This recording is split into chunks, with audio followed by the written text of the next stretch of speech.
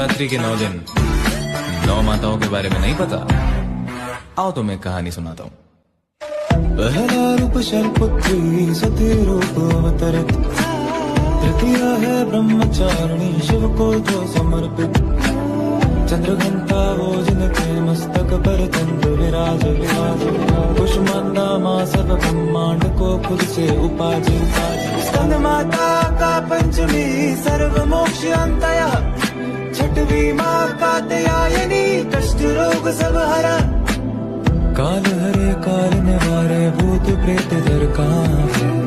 भय से भी मुक्त सदा हो काल रात्रि जहाँ पे, श्वेत वस्त्र महागौरी अष्टमी को विराजे, सिद्धिदात्री हो नवमी हाथ चक्र वो साजे दोनों,